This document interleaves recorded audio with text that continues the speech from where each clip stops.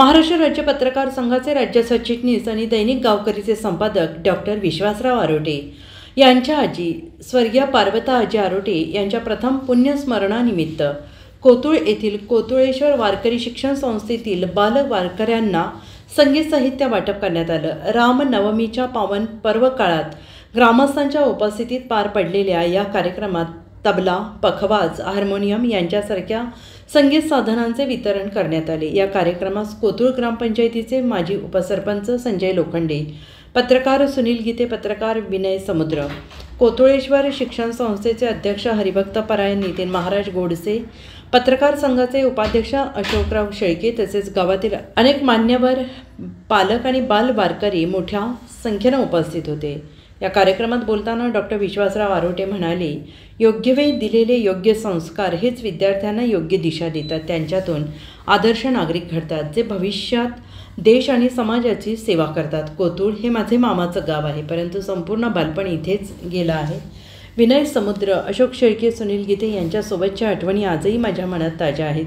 मी कितीही मोठा झालो तरी जिथे माझं बालपण गेलं त्या भूमीचं मी काहीतरी देणं लागतो ही भावना माझ्या मनात आहे। त्यामुळे या गावातील बालगोपालांसाठी काहीतरी चांगलं करणं हे मी माझं नैतिक कर्तव्य समजतो। कोतुळेश्वर वारकरी शिक्षण संस्थेच्या कार्याबद्दल विशेष कौतुक करत त्यांनी संस्थेचे कार्य अधिक प्रभावीपणे पुढे नेण्यासाठी सहकार्य करण्याचे आश्वासन दिले आहे। यापुढे सुद्धा या संस्थेच्या माध्यमातून गावातील बाल वारकऱ्यांना संस्कार आणि सांस्कृतिक शिक्षण देण्यासाठी मला जे काही करता येईल ते मी नक्कीच करेन, असंही त्यांनी जाहीर केले। या कार्यक्रमाचे सूत्रसंचालन संस्थेचे अध्यक्ष हरिभक्त परायण नितीन महाराज गोडसे यांनी, तर उपस्थितांचे आभार पत्रकार सुनील गीते यांनी मानले आहेत। या उपक्रमामुळे कोतुळ गावात सामाजिक आणि सांस्कृतिक जागर निर्माण झाला असून पार्वता आजींच्या पुण्यस्मरणाचे औचित्य साधून ग्रामस्थांना आणि बाल वारकऱ्यांना एक प्रेरणादायी संदेश मिळाला आहे। आणि ते दिसणं ही काळाची गरज होती, कारण शिक्षणाबरोबर वारकरी संप्रदाय देखील जपला पाहिजे। हे कार्य या पावनभूमीमध्ये असणारे आपल्या बहुजन समाजाचे, खरं तर आमच्या वडिलांबरोबर ज्यांनी नोकरीमध्ये होते ते गोडसे साहेब आणि त्यांचे चिरंजीव, त्यांनी संपूर्ण आयुष्य वारकरी संप्रदायासाठी वाहून घेतलं। खरंच मी अनेक ठिकाणी पाहिलं, अकोल्यामध्ये असं अनेक ठिकाणी वारकरी शिक्षण संस्था सुरू होतात आणि ह्या वारकरी शिक्षण संस्था जे महत्त्वाचं कार्य सोडून इतर कार्य करतात आणि जी आईवडिलांची अपेक्षा असते ती अपेक्षा पूर्ण करते। मात्र मला ज्यावेळेस कोतुळेश्वर वारकरी शिक्षण संस्था याबद्दल मी बघा म्हणजे ऐकवत होतो, पण ज्यावेळेस महाराजांचं कीर्तनरूपी सेवा ही आमच्या अकोल्यात झाली आणि झाल्यानंतर नितीन महाराजांचं कीर्तन झालं, आमचे घरचे त्या कीर्तनाला गेले आणि शेवटी म्हणतात ना, एखादी सेवा आणि तिचं वर्णन आपल्यापाशी केल्यानंतर ती कुतूहलता निर्माण झाली। नितीन महाराज गोडसे त्यांचं चांगलं झालेलं हे मला, आणि मग ते पुण्याचे चिरंजीव आणि मग ते मला गोडसे साहेबांचे चिरंजीव आनंद वाटला।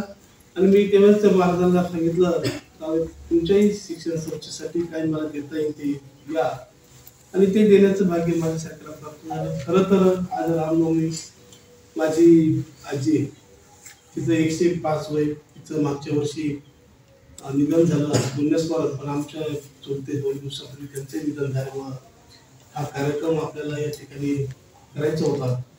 पण असो, या कार्यक्रमासाठी उपस्थित असलेले आमचे मामे बंधू, या ग्रामपंचायतचे उपसरपंच होते ते संजयजी लोखंडे, खरं तर माझ्या सगळ्या आयुष्यामध्ये पत्रकारितेला प्रारंभ होत असताना शेवटी जुन्या काळामध्ये जी मदत करतात ते खरे असतात, ते मदत करणारे विनयजी समुद्र, खरं तर सुनीलजी गीते असेल, अशोकजी शेळके असेल, कारण मी ज्यावेळेस पत्रकारितेला सुरुवात केल्यानंतर ज्यावेळेस मला मदतीची गरज होती त्यावेळेस अनेक लोक, एखादा माणूस या प्रवाहात येत असताना त्याला टाउचर करून कसं बाहेर करता येईल, पण सुनीलजी गीते, विनयजी समुद्र हे लोक कधीही जर त्यांच्यापाशी गेल्यानंतर ते कधीही स्वतःला अविर्भाव दाखवणारे नाही, किंवा आम्ही पत्रकार आहोत आणि आम्ही काहीतरी वेगळेपणा आहे असं कधी त्यांनी दाखवलं नाही। माझ्यावर देखील त्यांनी माया केली, म्हणून तर आज आमच्या आजीच्या स्मरणानिमित्ताने आमचं ठरलं होतं महाराजांचं माझं असं, पण महाराज ते आमच्या चुलतेचं निधन झाल्यामुळं आमच्या गावातही कार्यक्रम होता. मी या ठिकाणी बोललो होतो आणि तो योग आला. मी काय देतो यापेक्षा ते देण्याचं काम तो वरचा करत असतो आणि म्हणून मी 365 दिवसापैकी 265 दिवस ते असे उपक्रम करून ते देण्याचं काम मला प्राप्त होत असतं. कारण मी आज माझ्या हस्ते विनापूजन एक जामगाव या ठिकाणी दरवर्षी विनापूजन असतं 6 तारखेला आणि परवा दिवशी मी ज्यावेळेस टाकळी लोकेश्वर येथे खिलारीचं निधन झाले त्याला मी कर्जोलीला गेलो. तिथे देखील माझे मित्र शिवाजीराव शेळके यांनी देखील असं मंदिर बनवलं का त्या मंदिराचा दगड राजस्थानवरून आला आणि त्या मंदिराला मध्ये कोणताही असा पिलर नाही, असं सुंदर असं हरीश्वराचं मंदिर बनवलं. त्या ठिकाणी त्या सत्याच्या कार्यक्रमाची नारळ वळवण्याचा कार्यक्रम होता.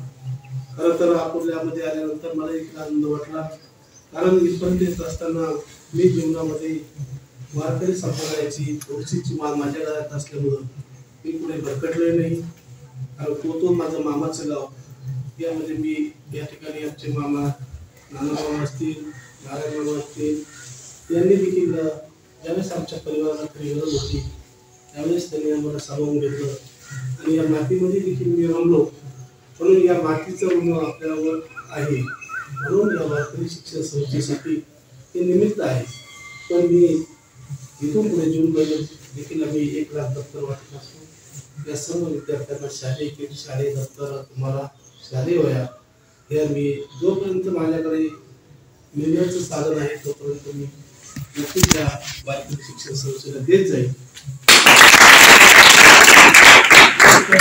एका समुद्रामध्ये माझी गेल्या वर्षभरापासून काम करतो ते रणजिबाई ठाणावाला या माध्यमातून देखील मी अनेकांना मंदिरासाठी मदत देण्याचं काम सुरू झालं. त्यानंतर कुणी आजारी असेल, कुणी काही असेल तर त्या ट्रस्टीच्या जाण्याचा योग आला आणि ते देखील काम पुन्हा करण्याची संधी प्राप्त झाली. म्हणून तुम्ही देखील जीवनामध्ये काम करत असताना तुम्ही चांगले उद्योजक झाले, तुम्ही अधिकारी म्हणाल, एक उत्कृष्ट शेतकरी म्हणाल, पण मात्र आपण ज्या ठिकाणी शिक्षण घेतलं त्या शिक्षण संस्थेला कधी विसरता कामा नये. आणि या शिक्षण संस्थेत येणारे उद्याचे तुमचे भाऊ असतील, नातेवाईक असतील, आपण आयुष्यात 1 रुपया जर कमवला त्याच्यातले 25 पैसे दान धर्म करा, तरच आपल्याला ती प्रगती पुढे नेत असते. म्हणून मी काय केलं यापेक्षा मी जे करत आहे याच्यावर श्रद्धा ठेवा, निष्ठा ठेवा, त्याचं फळ मिळून तुम्हाला हे मी या ठिकाणी सांगेन. पुनश्च एकदा या ठिकाणी येण्याचं माझ्या एका शब्दाला मी मान दिला आणि खरं आमचा जो आजचा कार्यक्रम हा वेगळा होता, पण आमचं सूत्र झाल्यानंतर तुम्ही जेवणाचे काय असेल ते मी करून देईल, त्यांना भोजन हे द्या आणि असेच आजी असेल इथं पोतूची तिच्याही पुण्यस्मरणानिमित्ताने काय असेल ते मी बोलून दाखवतो, त्याची देण्याचं भाग्य मला प्राप्त होईल, ते देत राहील. असेच संबंध असू दे आणि रामनवमीच्या कार्यक्रमाच्या निमित्ताने हा देण्याचा योग आला, असा योग पुनश्च आम्हाला प्राप्त होईच इच्छा व्यक्त करतो आणि माझ्या शब्दाला मान दिला. मी फोनवर सांगतो, कशाला बोलणं कोणालाच माहिती नाही, पण आले त्याबद्दल मी तुमचे आभार व्यक्त करतो.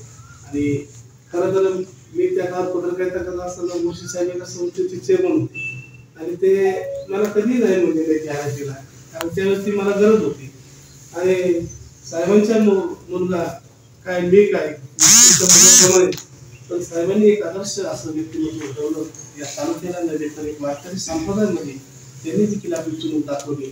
शेवटी म्हणतात ना, माहेर वासनेला तिचा पुत्र जर माहेर म्हणून आलं तरी आनंद होतो. म्हणून माझ्या वडिलांबरोबर जर तू संघात काम करत असतील तरी आम्ही बंधू तुल्य आहोत. आम्ही देखील आमच्या वडिलांनी सहकारात काम केलं तर एक आदर्श कुटुंब, त्यांचा आदर्श आम्ही मनात ठेवला, कधी उठणार नाही, कधी मातणार नाही. गेलेले तुमचे विचार मनात ठेवून नेहमी मोठ्यांना नव्हे पण गरिबीतून संघर्षातून ज्याला मदत करण्याचं भाग्य आम्हाला मिळेल त्यासाठी करतो हीच अपेक्षा व्यक्त करतो. मी सर्वांचे आभार मानतो. जय हिंद, जय महाराष्ट्र.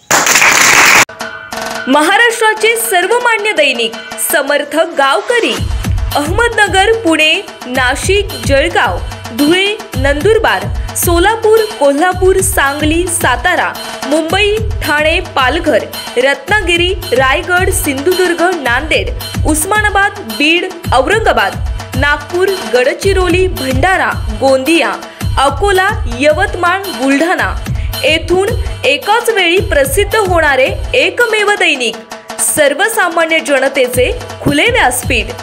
संपादक आहेत विश्वासराव आरोटे. मोबाईल नंबर आहे 9423 38 85 08. दुसरा मोबाईल नंबर 9423 46 72 72. तिसरा मोबाईल नंबर 75 88 15 0001. वेबसाईट आहे sgavkari.com. मेल आयडी आहे aklgavkari@gmail.com.